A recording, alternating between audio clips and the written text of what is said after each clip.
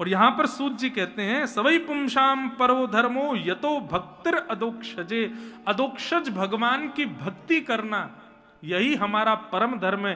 पर कैसी भक्ति? अहैतुक्य प्रतिहता ययात्मा संप्रसीदति। अहैतुकी भक्ति। कैसी भक्ति?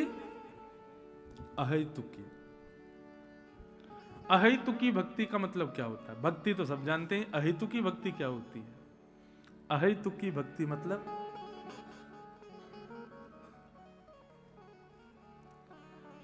तेरे फूलों से भी प्यार, तेरे कांटों से भी प्यार, तू जो भी देना चाहे दे दे मेरे करतार।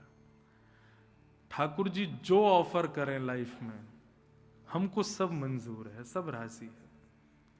हमारे अनुकूल हो तो भी हमको अच्छा है और हमारे प्रतिकूल हो तो भी ठाकुर जी का प्रसाद है। इसको कहते हैं अहेतुकी भक्ति। हमारी भक्ति कैसी? हनुमान जी के कुछ मंगलवार तक व्रत किए और जो लाभ मिलना था वो नहीं मिला, तो फिर अब मंगलवार छोड़ो, अब सोमवार शंकर जी को पकड़ो, वो करवाएंगे काम। शंकर जी पकड़ लिए, अब शंकर जी के पीछे पड़ गए महाराज, हाथ धो के अमरनाथ पहुंच गए, केदारनाथ चले गए, काशी विश्वनाथ चले गए। शंकर जी के पीछे लगे लगे लगे खूब दिन हो गए, काम नहीं बन रहे, अब क्या करें? बोले अब वैष्णो देवी को पकड़ो। देवी माँ कलकत्ता पहुंच गए, भद्रकाली, दक्षिणेश्वरी, काली, सब जगह जा रहे हैं। अब देवी देवी दिख रही हैं सब जगह। ये समय समय पर अपने इष्ट को बदल देना, ये भक्ति नहीं है। आप कहोगे महाराज जी कर तो भक्ति ही रहे हम, चाहे किसी भी देव की करें। देखो प्रेम सब देवताओं से करो, सब देवों को भजो, सबको पूजो, पर इष्ट तो किसी एक को ही रखो। हम कलकत्ता आते हैं, भद्रकाली जाते हैं, दक्षिणेश्वरी जाते हैं, वहां जाकर के भी प्रणाम करते हैं, हे मैया, हे योग माया, ऐसी कृपा करना हमारे वृंदावन बिहारी लाल में हमारी और भक्ति बढ़े। हम उनसे भी ठाकुर जी को ही मांगते हैं। हम महाकाल जाते हैं तो वहां भी हे बाबा कृपा करियो, हमारे यहाँ तो आप गोपी बनकर के बैठे हो, गोपी प्रेम की भिक्षा दीजिए, ऐसी भिक्षा दो कि आपको जो प्रेम ठाकुर जी से वैसो प्रेम हमको भी प्राप्त हो। अहेतुकी भक्ति का मतलब क्या है?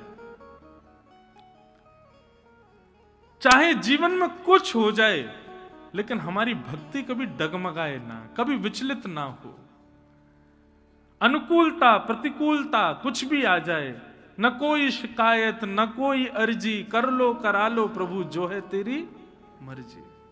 उसकी रजा में जो राजी रहे उसको कहते हैं अहेतुकी भक्ति।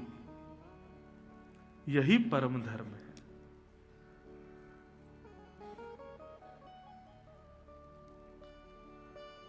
एक व्यक्ति बोला मैं कभी वृंदावन नहीं आऊंगा। मैंने क्यों? मैं दर्शन करने गया था तो वहां एक ने मुझे कोहनी मार दी थी और तब से जो है मुझको बड़ा बुरा लगता है। वहां के ब्रजवासी जो है बड़े अल्लड़पने से बोलते हैं, उन्होंने मुझे धक्का दे दिया था और ऐसे ऐसे बोला था और ये कर दिया था। आपके मन में ये भाव आ गया कि मैं वृंदावन नहीं जाऊंगा, तो ये आपका भाव नहीं है। श्री जी ने ही द्वार बंद कर दिए कि आज के बाद तू वृंदावन ही नहीं आएगा, हमें तो बुलानो ही ना है। किसी भी प्रतिकूलता से आप ठाकुर जी को नहीं छोड़ रहे हो। प्रतिकूलता से यदि भाव आ रहा है कि मैं इनको छोड़ दूं, मैं अब कथा नहीं सुनूंगा, मैं अब ये नहीं करूंगा, तो ये मत सोचो आप छोड़ रहे हो, ठाकुर जी ने आपको छोड़ दिया है। जीवन में कैसी भी स्थिति आ जाए बंधु, अरे परीक्षा का प्रश्न पत्र आपके मन का नहीं होता है और आपके मन का प्रश्न पत्र है तो फिर कोई भी पास हो जाएगा। टीचर ऐसा प्रश्न पत्र बना के देता है कि बालक उसमें उलझ जाए, तभी तो पढ़ेगा, तभी तो निकालेगा, तभी तो श्रेष्ठ बनेगा। अब बालक सोचे कि जैसा मैं चाहूं वैसा प्रश्न पत्र आ जाए तो फिर ऐसे कैसे काम चलेगा। ये जीवन भी एक प्रश्न पत्र है बंधुओं, और इसको बनाते ठाकुर जी हैं और वो आपके मन के हिसाब से नहीं बनाएंगे।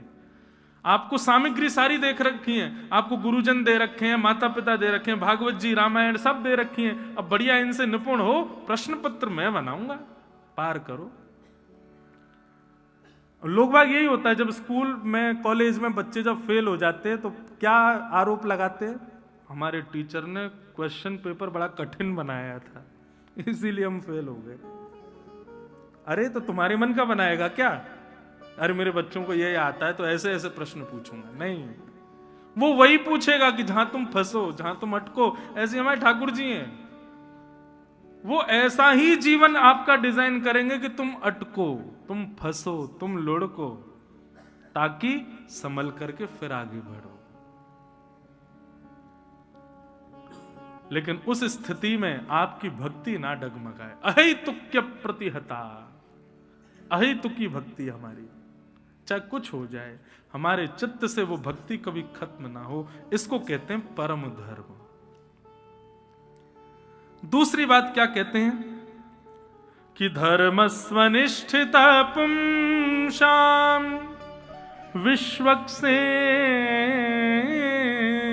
कथा सुय नोत्पादे दधिरतिम श्रम वही केवल। बहुत सुंदर बात। आपने जितने भी सत्कर्म अपने जीवन में किए हैं, जितनी भी तीर्थ यात्राएं करी हैं, जितने भी नदियों में स्नान किए, जितने भी पुण्य किए, इन सबका पुण्य आपको मिल चुका है। इसका प्रमाण क्या है? आप कितनी बार बद्रीनाथ हुआ है? बोले महाराज 10 बार हुआ है। आप इतनी बार गंगा जी हुआ है, इतनी बार वृंदावन हुआ है, इतने ब्राह्मणों को आपने दक्षिणा दे दी, इतने संतों का आपने सम्मान कर दिया, इतने गरीब कन्याओं का ब्याह कर दिया, इतने गरीब बालकों को विद्यालय भेज दिया। ये सब जो आपकी क्रियाएं हैं सत्कर्म की, ये ठाकुर जी ने स्वीकार करी हैं। इसका प्रमाण क्या है? आपने तो कर दी, पर ठाकुर जी ने वो स्वीकार करी है कि नहीं, इसका प्रमाण क्या है? बहुत सुंदर बात है। बोले नोत्पादे दतिरतिम श्रम एवहि विश्वक्सेन कथा सुय।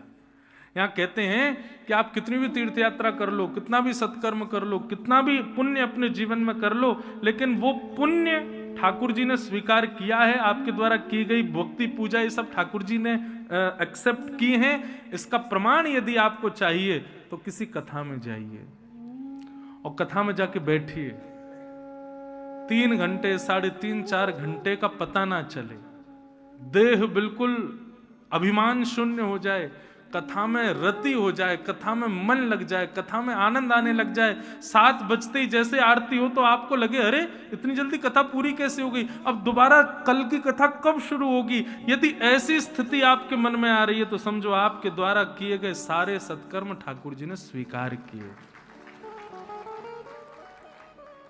और कथा में बैठे हैं, तीर्थ तो खूब जाते हैं, पुण्य तो खूब करते हैं, ब्राह्मणों की सेवा, संतों की सेवा, जे कर वो कर सब करते हैं, लेकिन कथा में बैठे बैठे लग रहा है अभी तो यार 6:30 आधे घंटे हो रहे, अभी तो और सुननी पड़ेगी, नेटवर्क नहीं आ रहे, फेसबुक नहीं चल रहा मेरा, महाराज जी चुटकुल्ला तो सुना ही नहीं रहे, इतना ज्ञान क्यों दे रहे हैं, कुछ हंसा नहीं रहे, भजन तो गाया नहीं है अभी तक, अरे यार कुछ चाय पिला जाए, इतनी सर्दी पड़ रही है, कहाँ जाएं। ऐसी भावना आपकी कथा में बैठ करके आ रही है तो निश्चित है कि आपने जो कुछ भी किया है, जितने भी सत्कर्म आदियों को, जिनको आप सत्कर्मों में गिनते हो, वो सब केवल और केवल आडंबर था, वो श्रेष्ठ नहीं। ये बात इसलिए नहीं कहना कि मैं कथा वक्ता हूं तो ये महाराज जी कथा की प्रशंसा बढ़ा रहे, नहीं, स्पष्ट है। विश्वक्सेन कथा सुयः, कथा में मन लगना, ये भगवत एक्सेप्टेंस का प्रतीक है। और यदि कथा में मन नहीं लग रहा है, किसी के सत्संग में रुचि नहीं आ रही है, किसी के भाव में मन नहीं लग रहा है, नींद आ रही है या कहीं कहीं और मन जा रहा है, तो आपके द्वारा अब तक जितने भी सत्कर्म किए गए थे, श्रम एव ही केवलम, सब केवल श्रम के समान।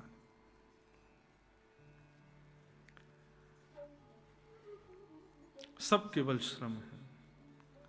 कि धर्मस्य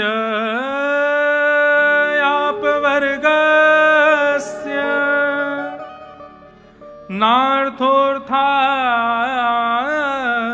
नार्थोऽर्थायोपकल्पते नार्थस्य धर्मैकान्तस्य कामो लाभात् स्मृत। धर्मस्य आपवर्गस्य। धर्म अपवर्ग है बंधुओं, पवर्ग नहीं है। अधिकतर लोग धर्म की क्रियाएं 5 स्थिति में करते हैं, लेकिन इन 5 स्थितियों के अलावा जब आप धर्म का आश्रय लेते हो तब आप असली धार्मिक माने जाते हो। कौन कौन सी 5 स्थिति? तो यहां लिखा है धर्मस्य आपवर्गस्य। आपवर्ग है धर्म, यानी कि पवर्ग नहीं है। पवर्ग में 5 शब्द होते हैं, प, फ, ब, भ, और कौन सा होता है? कौन सा? मां। वाह, हिंदी जानते हो। पवर्ग प, फ, ब, भ, म। तो प से बनता है पाप और पुण्य, प और फिर फ से बनता है फल, प फ फिर आया ब यानी कि बंधन, फिर आया भ यानी कि भय, और फिर आया म यानी कि मृत्यु। मतलब पहला पाप और पुण्य की, पाप हो गया। अब पाप के प्रायश्चित के लिए आप अगर हनुमान जी के पास जा रहे हो तो आप धार्मिक नहीं माने जाओगे। किसी पुण्य की प्राप्ति के लिए तीर्थों में जा रहे हो तो आप धार्मिक नहीं माने जाओगे। पाप और पुण्य से रहित होकर के आप ठाकुर जी का दर्शन कर रहे हो तो आप धार्मिक हो। आपको पाप के प्रायश्चित का भी कोई भय नहीं है और आपको पुण्य की भी कोई कामना नहीं है। बस मैं ऐसे ही देखत रहूं तो जन्म सफल कर मानूं। स्वामी श्री हरदास जी कहते हैं ऐसे ही देखत रहूं तो जन्म सफल कर मानूं। फिर आहा, कल सुनाएंगे। प्यारे की भामती, भामती को प्यारो युगल किशोर ही जानो। ऐसे ही देखत रहूं तो जन्म सफल कर मानो। स्वामी श्री हरदास जी क्या कह रहे हैं? बोले कि आप दोनों एक दूसरे के प्रिय बने रहो। हम आपके प्रिय बने, हमारी ये भी इच्छा नहीं है। श्री जी के प्रिय ठाकुर जी, ठाकुर जी के प्रिय श्री जी, आप दोनों एक दूसरे के प्रिय बने रहो और हम आपको दूर से निहारते रहें। बस यही हमें चाहिए, नाथ, और कुछ नहीं चाहिए। ये प्रेम। हमारा क्या है?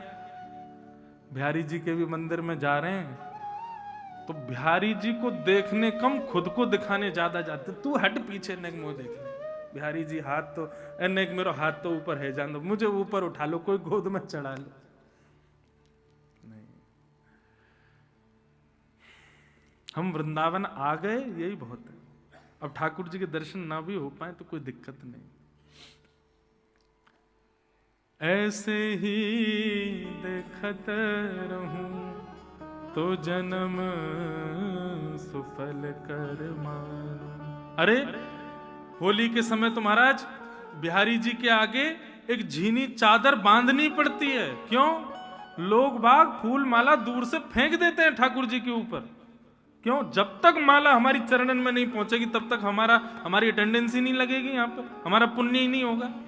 उनको मंदिर में हम आ गए ठाकुर जी, इससे फर्क नहीं है।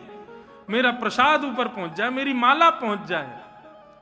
और तो क्या बताएं, कई बार तो लोग सिक्के पुक्के भी फेंक देते हैं, ठाकुर जी में जाके लग जाए, वैसे कोई दिक्कत नहीं। मैं काशी विश्वनाथ गया दर्शन करने, कथा थी बनारस में, मंगला के दर्शन किए। भैया मंगला होती है 2:30 बजे, 2:30-3 बजे सुबह। विश्वनाथ भगवान की ऐसी अद्भुत मंगला का दर्शन किया, आगे बैठ करके दर्शन हो गया। अब दर्शन के बाद सामान्य दर्शनार्थियों के लिए द्वार खुलता है और लंबी लाइन लगी थी महाराज। तो लाइन इतनी लंबी थी कि गेट खुलते ही इतने लोग घुस गए कि मैं पीछे रह गया। मैंने कोई नहीं, पीछे से हम कर लेंगे। अब मुझसे पहले 10, 15, 20 लोग भीतर चले गए। जैसे ही मैं भीतर गया महाराज, तो शंकर जी तो दिखे नहीं, डिस्पोजल गिलास भरे पड़े थे। और शंकर जी जहां बैठे थे वहां ग्लास ही ग्लास थे। शंकर जी तो ऐसे हटा के देखने पड़े, वो बैठे शंकर जी। ये क्यों है पता है? लोगों को होड़ शंकर जी के दर्शन की नहीं है, लोगों को होड़ है कि हमें पुण्य मिले। और पुण्य कब मिलेगा? जब हमारे हाथ का दूध पड़ेगा इनके सिर पे, तब हमको पुण्य मिलेगा। ये धार्मिक स्थिति नहीं है बंधु। पुण्य पाप से रहित, पहला प, पाप और पुण्य की कामना से किया गया भजन, पाप के प्रायश्चित के लिए और पुण्य की कामना के लिए, यह धार्मिक नहीं माना जाता वो व्यक्ति। प फिर आया फ, फल की प्राप्ति के लिए किया गया भजन तो श्रेष्ठ नहीं माना जाता। हमको इसका फल क्या मिलेगा, फल नहीं। प फ और फिर आया ब, यानी कि बंधन मुक्त, बंधन युक्त होने के लिए किया गया भजन। मैं इससे प्रेम करता हूं, ब्याह करना चाहता हूं, पंडित जी मंत्र बोल दो, पंडित जी प्रणाम कर रहे हैं, हमारा बढ़िया से ब्याह कराना। ये कोई धर्म है? धार्मिक थोड़ी है ये स्थिति। बंधन युक्त, बंधन मुक्त होने के लिए किया गया भजन, और ये शादी में किए गए फेरे वेरे, ये सब भी कोई धार्मिक स्थिति थोड़ी है। प फ ब और फिर आया भ, यानी कि भय से की गई भक्ति, किसी भय के कारण किया गया भजन, वह भी श्रेष्ठ नहीं। आप भयभीत हो इसलिए ये सब करा रहे हो, तो आप धार्मिक नहीं हो। तो प फ ब भ और पांचवा म, मृत्यु अब समीप आ रही है तो चलो अब भजन कर लेते हैं, मतलब बुढ़ापा। सारी जीवन तो निकाल दिया सारे ऐशो आरामों में, अब ऐश आराम करने वाला शरीर बचा नहीं, नाचा जाता नहीं है, कुछ खाया जाता नहीं, दांत वांत सब टूट टाट गए, देख पाते नहीं है, नंबर लगाए महाराज, उठाने के लिए भी 2 लोग चाहिए, तो अब क्या सोच रहे हैं, बोले अब तो मंदिर वंदिर में पड़े रहे, वहीं भजन वजन करें। मृत्यु समीप आ रही है, पूरा जीवन निकल गया, अब आप भक्ति शुरू कर रहे हो तो आप धार्मिक नहीं हो। प फ ब भ म, इन 5 स्थानों से रहित होकर के व्यक्ति जब धर्म करता है, जब भजन करता है, जब नाम जप करता है, जब कथा सुनता है, तो वो धार्मिक माना जाता है। पाप रहित, फल रहित, भय रहित, मुक्ति रहित और मृत्यु के भय से ना होकर के। सबसे बढ़िया, यहां कोई वृद्ध लोग जो बैठे हैं वो बुरा नहीं मान जाना, महाराज जी ऐसे क्यों कह रहे हैं कि भैया बुढ़ापे में भक्ति, ठाकुर बुढ़ापे में भक्ति करना आपके लिए, उससे ठाकुर जी परेशान। ठाकुर जी को वो बुरे लगते हैं जब शरीर बलवान था, जब शरीर सब कुछ करने में सक्षम था, तब इन्होंने भजन नहीं किया। जब जीव में सारे स्वाद आते थे, दांत हर वस्तु को खा जाते थे, तब तो इन्होंने दुनिया भर की चीजें खाई। और अब जब सबसे शिथिल हो गए, आंख से बहेगा, आंख पे पड़ेगा जाला, नाक से बहेगा नाला, लाठी से पड़ेगा पाला, अब जाकर के कह रहे हो वृंदावन ले चलो, अब जाके कह रहे हो कथा करवा लो, अब जाके कह रहे हो कि वहां ले चलो, नहीं, तो आप धार्मिक नहीं हो। सर्व योग्य जब थे तब मेरा भजन करते। इसीलिए श्रीमद् भागवत में प्रहलाद जी महाराज कहते हैं, भक्ति करने की सबसे अच्छी आयु कौन सी है, सबसे अच्छी अवस्था कौन सी है? तब प्रहलाद जी कहते हैं, कौमाराचरे प्राज्ञो धर्मान भागवतान इह। वैसे तो बोलते हैं कि जन्म से ही बालक में ऐसे लक्षण लाओ कि वो भजन करे, लेकिन फिर भी अगर समय निकल गया, बाल अवस्था निकल गई, तो कम से कम कुमार अवस्था यानी कि प्राप्ते तो 16 वर्षे, 15-16 वर्ष की आयु